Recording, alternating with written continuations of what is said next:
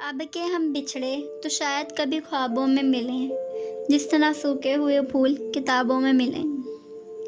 Jail کے برآمدے میں معمول کی آوازیں گونج رہی تھیں۔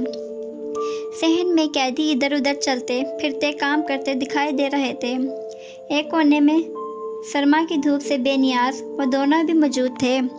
فارس ٹانگ مڑے دیوار سے ایک پاؤں لگائے کھڑا تھا اور احمد اس کے سامنے کھڑا، سینے پہ بازو لپیٹتے، دھوپ کے باعث آنکھیں چندیا کر اسے دیکھ رہا تھا۔ پریشان ہو اسٹیپنی؟ نہیں یار، احمد نے بے چینی سے سر جھٹکا اور پتلیاں سیکٹر کر دور سفید کپڑوں والے قیدیوں کو دیکھنے لگا۔ فارس نے اس کے چہرے کے آگے ہاتھ پھیلایا۔ مسئلہ ہے کوئی؟ ہاشم اس سماعت پہ نہیں آیا، ٹالے جا رہا ہے، اگلے ہفتے بھی معلوم نہیں آئے یا نہیں، اور ان ڈھیر سارے دنوں میں پہلی دفعہ وہ مایوس نظر آنے لگا تھا۔ ہاشم کے وعدوں پہ رہو گے تو یہی ہوگا۔ پھر ادھر ادھر سرسری سا دیکھا اور احمد کے قدرے قریب ہوا۔ مجھے یا تمہیں کوئی عدالت یہاں سے نہیں نکالے گی، اب بھی وقت ہے، میرے پلان کے بارے میں سوچو۔ احمد نے ہلکا سا اس بات میں سر ہلایا۔ فارس نے ہاتھوں میں پکڑا کاغذ کا ٹکڑا منہ میں ڈالا اور چباتے ہوئے گردن موڑ کر سامنے دیکھنے لگا۔ ایک اہلکار اسی طرف آ رہا تھا۔ تمہاری ملاقات آئی ہے غازی، اس نے فارس کو مخاطب کیا۔ کون ہے؟ کاغذ چباتے اکتاہٹ سے پوچھا۔ پروسیکیوٹر صاحبہ۔ کاغذ اس کے حلق میں پھنس گیا۔ ہلتے جبڑے رکے، چونک کر اسے دیکھا، پھر احمد کو۔ وہ بھی ایک دم سیدھا ہوا تھا۔ چڑیل آئی ہے آپ سے ملنے۔ شوق اتنا شدید تھا کہ اسے ٹوک بھی نہ سکا، بس کاغذ منہ سے اگلا اور خاموشی سے صفائی کے پیچھے ہو لیا۔ جب وہ اس کمرے میں داخل ہوا تو میز کے اس پار کرسی پہ وہ بیٹھی تھی۔ گھنگریالے بال آدھے کیچر میں بندھے تھے، ٹانگ پہ ٹانگ جمائے، شال کندھوں کے گرد، اور بار بار کلائی میں گھڑی کو دیکھتی۔ آہٹ پہ نظریں اٹھائیں۔ وہ چھوٹے چھوٹے قدم اٹھاتا آیا اور اس کے سامنے بیٹھا۔ بال ویسے ہی پونی میں تھے اور شیو ہلکی ہلکی سی نظر آتی تھی۔ لانگ ٹائم میڈم، آنکھیں سیکٹر کر اسے دیکھ رہا تھا۔ زمر نے سر کو ہلکے سے اس بات میں جنبش دی۔ لانگ ٹائم فارس، اور تیکھی نظر اس پہ مرکوز کی۔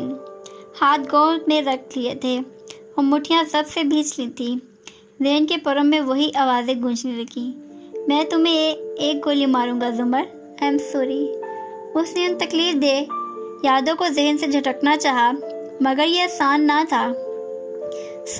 دونوں سامنے سامنے بیٹھے تھے اور وہ اس کی آنکھوں میں دیکھتا منتظر تھا۔ میں تمہیں سننے آئی ہوں، تم 2.5 سال سے یہ درخواست کرتے رہے ہو نا، تو میں یہاں ہوں، کہو جو بھی کہنا ہے۔ فارس کے لبوں پہ تلخی مسکراہٹ بکھری۔ دیر کیا آپ نے آنے میں، اب مجھے آپ کے قانون سے کوئی امید نہیں رہی۔ وہ خاموشی سے اسے دیکھے گئی۔ بتاؤ کیا کہنا ہے مجھے آپ سے؟ وہ ہاتھ باہم ملا کر میز پہ رکھے آگے کو جھکا اور چبا چبا کر ہر لفظ ادا کیا۔ یہی کہ میری بیوی کی موت کی ذمہ دار آپ بھی ہیں۔ آپ کو چاہیے تھا کہ آپ اس کا ہاتھ پکڑتی اور وہاں سے بھاگ جاتی۔ آپ کو اسے بچانا چاہیے تھا، اس کی حفاظت کرنی چاہیے تھی، مگر اپنی دوسروں کو قائل کرنے کی مہارت پہ یقین کر کے آپ نے اسے بھی نقصان پہنچایا اور خود کو بھی۔ زمر اب کوہنی کرسی کے ہاتھ پہ رکھے، انگلی ٹھوڑی تلے جمائے اسے دیکھ رہی تھی۔ میرے پاس اپنے دفاع میں کہنے کو کوئی لمبی چوڑی بات نہیں ہے، دل اچاٹ ہو گیا ہے اس قانون سے۔ صرف اتنا کہوں گا کہ 3 سال آپ کے شہر میں گزارے، اتنا تو جانتی تھی آپ مجھے کہ ایک دفعہ میری بات سن لیتی، اتنا تو یاد رکھتی کہ آپ میری ٹیچر تھیں، ایک دفعہ تو تصویر کا دوسرا رخ دیکھتی۔ اور پھر وہ رکا کہ شاید وہ کچھ بولے، مگر وہ چپ چاپ سن رہی تھی۔ ناک کی لونگ ہنوز نمک رہی تھی۔ فارس نے لونگ پر نظریں جمائیں تو لہجے کی کرواہٹ زائل ہونے لگی۔ اعصاب قدرے ڈھیلے پڑے۔ مجھے قاتل سمجھتی ہیں تو سمجھیں میڈم، جو دل میں آئے سمجھیں، مگر ایک دفعہ میرے کیس کو ضرور دیکھیں، اور وہ بھی دیکھیں، خود دیکھیں۔ وہ واپس پیچھے ہوا۔ کچھ کہیں گی نہیں آپ کے اس کا لہجہ دھیما تھا، نرم تھا۔ میں کہنے نہیں سننے آئی تھی، کیونکہ اگر کہنے آئی ہوتی تو آواز باہر تک جائے گی۔ وہ گہری سانس لیتی ٹھنڈے انداز میں اٹھ کھڑی ہوئی۔ سپاٹ نظروں سے اس کی آنکھوں کو دیکھا۔ یقیناً تم کہہ چکے ہو جو کہنا تھا۔ سو ملاقات ختم ہوئی اور کرسی دھکیل کر دروازے کی طرف بڑھ گئی۔ فارس نے بے حد تکلیف سے اسے جاتے دیکھا اور پھر آنکھیں میچ کر گردن جھکا لی۔ جب وہ واپس آیا تو احمد صحن میں اس کونے میں منتظر سا ٹہل رہا تھا۔ اسے آتے دیکھ کر بے چینی سے لپکا۔ کیا کہہ رہی تھی چڑیل؟ امید اور خوشی سے اس نے پوچھا۔ وہ اپنے ضمیر کو مطمئن کرنے آئی تھی، ورنہ اسے اب بھی یقین ہے کہ میں مجرم ہوں۔ احمد کی آنکھوں میں الجھن ابھری۔ مگر کہا کیا اس نے؟ کچھ نہیں، کیونکہ اگر وہ کچھ کہے گی تو آوازیں باہر تک جائیں گی۔ وہ دیوار سے کمر لگا کر کھڑا ہو گیا۔ انداز ڈھیلا ڈھیلا سا تھا، لیکن وہ آئی تو صحیح نا۔ آہستہ آہستہ ہی انسان پگھلتا ہے۔ وہ پھر نہیں آئے گی اسٹیپنی۔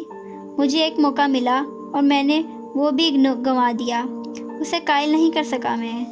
وہ گردن موڑ کر آنکھیں سیکٹرے دھوپ کی سمت دیکھنے لگا۔ امید کی کرنیں اب سورج سے بھی نکلنا بند ہو گئی تھی، لیکن چڑیل کو چاہیے تھا کہ اگر تم نے ایک دفعہ پھر اس کو چڑیل کہا تو میں اپنا ہاتھ تمہارے جبڑے تک لے جانے پہ مجبور ہو جاؤں گا، اور اس کے نتیجے میں تم اپنے 2-3 دانت گنوا دو گے۔ وہ جتنے تحمل سے بولا تھا، احمد کی چلتی زبان اسی تیزی سے بند ہوئی، پھر ہوں کہہ کر سر جھٹکا۔ صرف انداز بیاں رنگ بدل دیتا ہے، ورنہ دنیا میں کوئی نئی بات نہیں۔ زمر گھر میں داخل ہوئی تو لانچ سے آوازیں آ رہی تھیں۔ حنین آئی ہوئی تھی، وہ اسی طرف آ گئی۔ بڑے ابا ویل چیئر پہ بیٹھے مسکرا کر اسے دیکھ رہے تھے، اور ہنا صوفے پہ پیر اوپر کر کے بیٹھی ان کو کسی کورین ڈرامے کی کہانی سنا رہی تھی، خوب مزے سے، مسکرا کر، آنکھیں گھما گھما کر۔ زمر کو چوکھٹ میں دیکھ کر اس کی بولتی بند ہوئی۔ سنجیدہ ہو کر پاؤں اتارے، آہستہ سے سلام کیا۔ ابا نے مڑ کر دیکھا، اور تھکی تھکی سی سامنے صوفے پہ آ بیٹھی۔ تمہیں دیر ہو گئی آج؟ انہوں نے پوچھا۔ انہیں سر جھکا کر اپنے پاؤں کو دیکھنے لگی۔ میں کورٹ سے سیدھی جیل چلی گئی تھی فارس سے ملنے۔ انہیں نے کرنٹ کھا کر سر اٹھایا۔ وہ سرسری سے بتا کر صداقت کو آواز دینے لگی کہ اس کی چیزیں لے جائے۔ فارس سے؟ کیا بات ہوئی؟ ابا کے بے یقین الفاظ اٹکے۔ وہ چاہتا تھا میں اس کو سنوں، میں نے سن لیا۔ صداقت اندر آیا تو وہ اسے چیزیں تھمانے لگی۔ ہنا جلدی سے آگے ہوئی، ساری ناراضی بھلا کر تیزی سے پوچھا، اور کیا مان بھی لیا؟ اس نے کہا کہ وہ بے گناہ ہے، بس، اور جیل میں کوئی ایسا شخص مقید نہیں جو یہ فکرہ منتر کی طرح نہ دہراتا ہو۔ وہ تکان سے کم پٹی مسل رہی تھی۔ پھپھو میں ان کے ساتھ تھی، میں نے پولیس کو بھی بتایا تھا وہ بے گناہ ہیں، تڑپ کر بولی۔ زمر نے آنکھیں کھول کر اسے دیکھا، انگلی سے برابر کمپٹی مسلتی رہی۔ ہنا، بچے میں تمہیں کٹہرے میں نہیں کھڑا کرنا چاہتی، مگر آپ ایک دفعہ مجھ سے پوچھے تو صحیح کہ ہوا کیا تھا۔ اوکے حنین یوسف، اس نے اس بات میں سر ہلایا، پیچھے ہو کر بیٹھی، ٹانگ پہ ٹانگ جمائی۔ شروع کرتے ہیں پھر۔ حنین نے کمر سیدھی کر لی۔ بڑے ابا خاموشی سے بے بسی سے ان دونوں کو دیکھنے لگے جو آمنے سامنے بیٹھی تھی، اور دونوں کے درمیان بہت سا فاصلہ تھا۔ اس روز جب مجھ پہ فائرنگ کی گئی تم ہوٹل کے کمرے میں تھی، 1 سے 3:30 بجے کی تقریباً۔ جی، اس نے گردن کڑائی۔ اور اس دوران فارس کہیں نہیں گیا؟ زمر سنجیدگی سے سوال کر رہی تھی۔ نہیں، وہ ہمارے ساتھ تھے۔ اور اس دوران تم بھی کہیں اٹھ کر نہیں گئیں؟ جی نہیں، تم سارا وقت اسی کمرے میں تھی۔ جی، اور اس دوران تم نے فارس سے نظر نہیں ہٹائی؟ فارس اور علیشا کے سوا کسی سے بات نہیں کی؟ نہیں۔ پولیس کو بھی تم نے بالکل یہی کہا تھا نا؟ کیا میں اسے تمہارا حتمی بیان ضرور تصور کر لوں؟ جی میم پروسیکیوٹر، کافی اعتماد سے گردن کڑائے وہ بولی۔ زمر نے آنکھیں میچی، گہری سانس لی اور اٹھ کر باہر نکل گئی۔ چند لمحے بعد وہ دوبارہ کمرے میں آئی تو اس کے ہاتھ میں وہی باکس تھا جو وہ الماری میں جوتوں کے خانے میں رکھتی تھی۔ یہ تمہاری امی کے موبائل کا بل ہے، وہ موبائل جو اس وقت تمہارے پاس تھا۔ انہوں نے قدرے حیرت سے وہ کاغذ تھاما، اور جب اس پہ نگاہیں دوڑائیں تو اس کا چہرہ سفید پڑنے لگا۔ تم نے پولیس کو بھی کہا کہ تم نے اس دوران کسی سے کوئی بات نہیں کی؟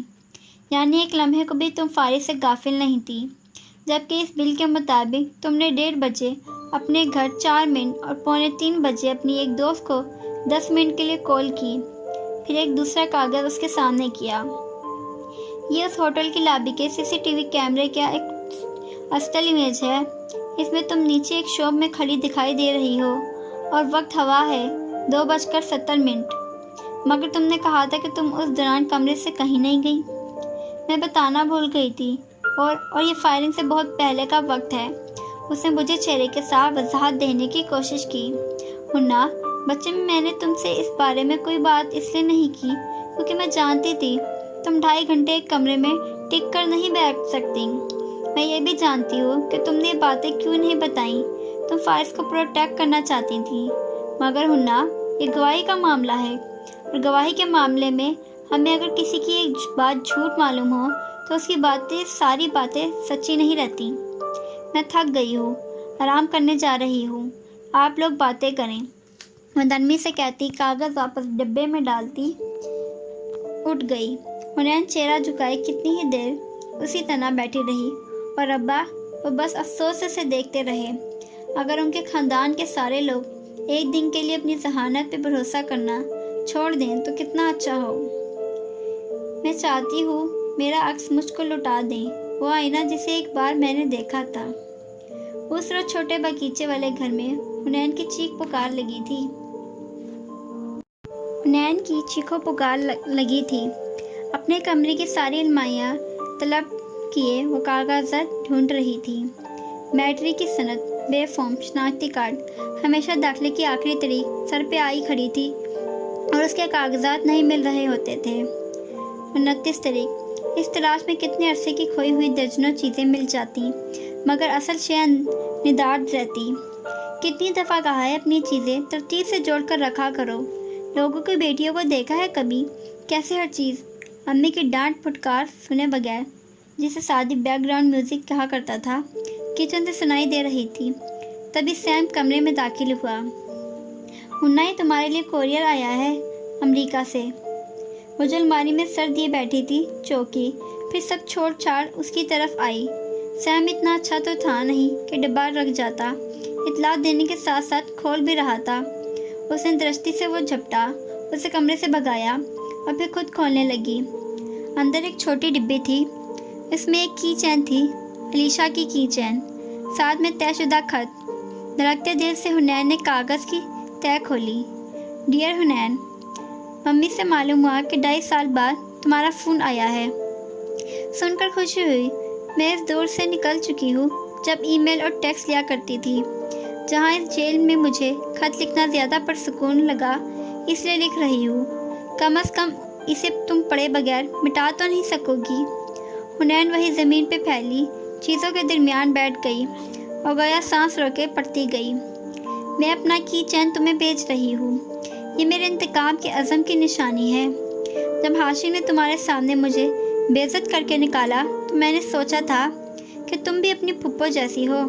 جیسے اس نے فارغ کی بات نہیں سنی، ویسے ہی تم نے میری بھی نہیں سنی، مگر تم دونوں اپنی جگہ ٹھیک ہو۔ کافی عرصے میں نے سوچا کہ ہاشم سے اس بات کا بدلہ لوں، مگر پھر میں نے جان لیا کہ میں اتنی کمزور خوفزدہ سی لڑکی ہوں کہ کسی کا کچھ نہیں بگاڑ سکتی۔ سو میں نے بدلے کی تمنا ترک کر دی۔ یہ کی چین بھی تمہیں دے دی ہے، سب لوگوں میں سے صرف تمہیں۔ لاکٹ بھی اس لیے تمہیں دیا تھا کہ ایک دن ہم محرم راز بن جائیں گے اور تم میرے ساتھ کھڑی ہوگی، پھر مجھے میرا حق مل جائے گا۔ مگر وہ دن اب کبھی نہیں آئے گا حنین۔ مایوسی انسان کو تباہ کر دیتی ہے، مجھے بھی کر دیا۔ میں نے ڈرگس میں فراڈ چاہی، جرائم میں چاہی، اب لگتا ہے کہ زندگی ضائع کر دی۔ تمہیں یہی بتانے کو خط لکھ رہی ہوں کیونکہ مجھے میں اور تم میں ذہانت کے علاوہ اور بھی کچھ مشترک ہے، تمہاری برائی کی طرف مائل ہونے والی طبیعت۔ کہتے ہیں انسان کے اندر 2 بھیڑیے ہوتے ہیں، ایک اچھائی کا، دوسرا برائی کا۔ غالب وہی رہتا ہے جس کو ہم کھلاتے پلاتے ہیں۔ میں تمہیں بتاؤں حنین، میرے اندر کا منفی بھیڑیا غالب آ گیا اور میں نے وہ کر دیا جسے دنیا جرم کہے، دھوکہ کہے یا ڈرگس کہے، مگر خدا اسے ایک ہی لفظ سے پکارتا ہے، گناہ۔ اور میں تمہیں بتاؤں، تمہارا بھی بدی کا بھیڑیا جلد یا بدیر غالب آئے گا، اس لیے متنبہ کر رہی ہوں، گناہ مت کرنا، کسی کی کمزوری کو شکار مت کرنا، کسی کی اچھی نیچر سے فائدہ مت اٹھانا، اور میں یہ بھی جانتی ہوں کہ تم ایسا ضرور کرو گی کیونکہ تم بھی ایول جینیس ہو، شاید مجھ سے بھی زیادہ۔ تو بس اتنا جان لو حنین کہ ہر گناہ سے توبہ کرنے سے معاف نہیں ہو جاتا۔ بڑے گناہوں کی بڑے کفارے ہوتے ہیں، سو کچھ بھی غلط مت کرنا کیونکہ کفارے دیتے تمہاری زندگی بیت جائے گی اور غم کم نہیں ہوگا۔ مجھے اس خط کا جواب مت دینا، میں اس قید میں کچھ عرصہ مزید رہنا چاہتی ہوں، کسی بھی تعلق کی امید کے بغیر۔ مجھے میری غلطیوں کے لیے معاف کر دینا، میں بھی تمہاری چھچائیوں کے لیے معاف کرتی ہوں۔ دن کے آخر میں ہم تینوں ایک سے ہیں، میں، تم، زمر، کمزور چوٹیاں جو ہمیشہ اپنے سے کئی گنا بڑے دشمن بناتی ہیں۔ فقط علیشہ کاردار۔ حنین کا چہرہ سفید تھا اور لب جامنی، آنکھوں کی پتلیاں ساکٹ تھیں، کپکپاتے ہاتھ کاغذ پہ جمے تھے۔ وہ بس شل بیٹھی بار بار ان الفاظ کو پڑھ رہی تھی۔ کسی دن گردن دبوچ کر اسے اپنی ہی ذہانت اور قابلیت کی تاریک سرنگ سے نکال کر حقیقت کے روشن کمرے میں لا کھڑا کیا تھا، اور اس کمرے میں ہر طرف آئینے تھے اور ان میں نظر آتے سیاہ سفید عکس اس کے وجود کو کرچی کرچی کر رہے تھے۔ باہر سے آتی ندرت، اسامہ، ٹی وی، سب کی آوازیں اس کے لیے یعنی ہو چکی تھیں۔ وہ نمک کا مجسمہ بنی اس کاغذ کو ہاتھ میں لیے فرش پہ بیٹھی تھی۔ میٹرک، FSC کے رزلٹ کارڈ، بہترین طالبہ کے سرٹیفکیٹ، فلاں اور فلاں ایوارڈ، سب اس کے پاس ہی بکھرا ہوا تھا۔ وہ سب چھوٹے کاغذوں کے ڈھیر میں ایک سچے پرچے کو پکڑے بیٹھی تھی۔ زندگی میں پہلی بار حنین ذوالفقار یوسف خان نے خود سے سوال کیا، وہی جو وارث ماموں کے قتل کی رات فارس نے ہوٹل میں تب پوچھا تھا جب اس نے اس لونگ کا ذکر کیا تھا۔ تم کون ہو حنین؟ اور ارد گرد لگے آئینوں کی دیواریں کہہ رہی تھیں، ایک کمزور کا شکار کرنے والی غارت گر، ایک بے بس انسان کی جان لینے والی حنین۔